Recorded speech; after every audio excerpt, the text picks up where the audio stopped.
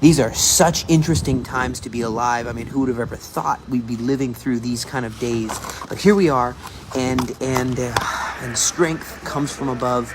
And I think of the words of Moses: choose life. I lay before you life and death, choose life.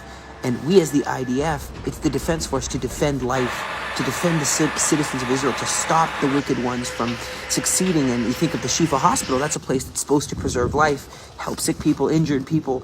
And then you have this 55-meter-long tunnel discovered underneath, and all this instruments of terror underneath the hospital. And we must continue to remove those terror threats and return it to its original purpose.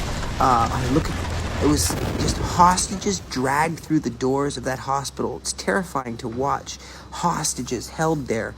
And at the same time around the world, countries are choosing to stand and declare death or declare life. What are we declaring? Turkish president says, Israel's death is soon. Israel will soon be destroyed. He says, I know you, Israel, have a nuclear bomb.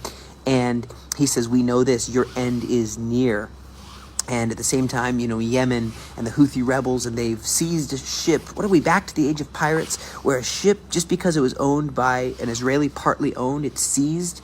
This is huge. I mean, Prime Minister of Israel says this is a leap forward in Iran's aggression against the free world. Those Houthis were trained by Iran, right? And to fulfill Iran's bidding.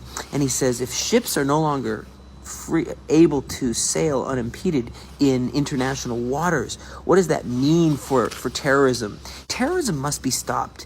You can't let terrorism go unchecked. And it's just unbelievable that 11 soldiers have died in Gaza over the weekend, and to see the people that are cheering that. I mean, in Wisconsin, did you see in Wisconsin dozens of masked neo-Nazis marching unimpeded through the streets saying, "Hail Hitler," who was a great murderer, a terrorist. And, I can't believe that. I can't believe this. And I just am so encouraged to see those even young voices declaring life. Young children saying, thank you for protecting life. Thank you, IDF, for standing in the gap and praying for us before they go to sleep at night and saying, God, protect the soldiers. And thank you for your prayers. And you saw Christmas was outlawed, right? Outlawed in Bethlehem. No Christmas signs or nothing to be displayed in Bethlehem.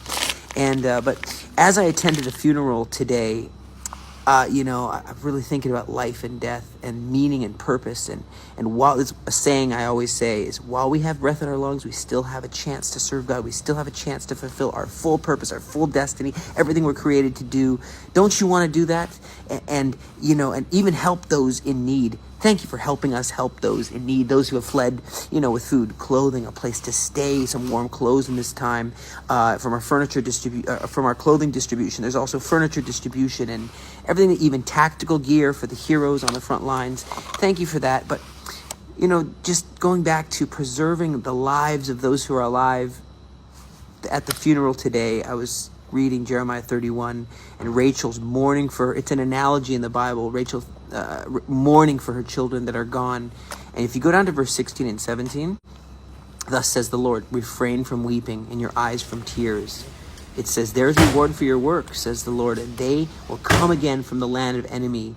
There will be hope for the latter end, says the Lord. Your children will come to their own border. And I hope for that. I believe for that over these hostages. But as we think of life and death and burying friends, this guy was a fellow soldier in my unit, and he blew up from shrapnel, and he died of his wounds.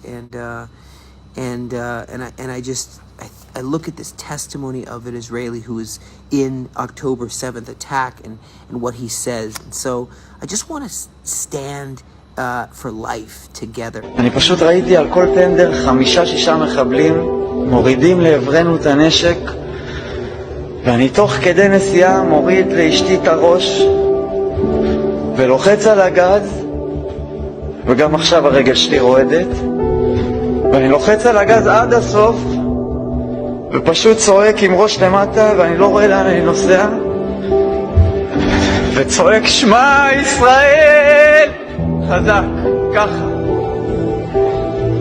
וכשאני מוריד לה את הראש ואני מרים את הראש למעלה, אני קולט אותם, המבטים יורים ואף כדור לא פוגע באוטו ואני כבר בבריחה.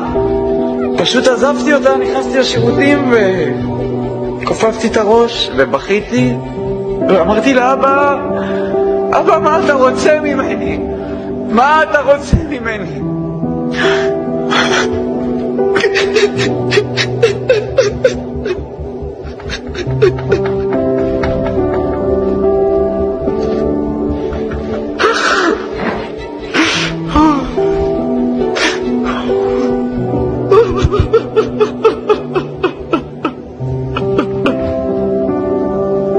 מה שנותר לנו זה רק להתחזק ולהאמין שיש קצת בורא לעולם, ואנחנו, איך הרב אמר לי? כל מי שניצל הוא לא ניצל סתם, יש לכם עוד מה לעשות פה ולתקן פה. ומה שהקדוש ברוך הוא מנסה להראות לנו פה בעצם בשנה האחרונה ובשנתיים האחרונות, בוא נלך אחורה עוד מהקורונה, אבל לא נתייחס, נלך לשנה האחרונה עם כל ההפגנות והבלגנים והמלחמת אחים, ואף אחד לא מעניין אותו מהשני וכל אחד בחיים שלו, אז הוא פשוט נתן לנו, איך אומרים? שיטול הקטנה, תתעוררו, אנחנו פה, אני פה, זה מה שאני הרגשתי, זה מה שאני מרגיש.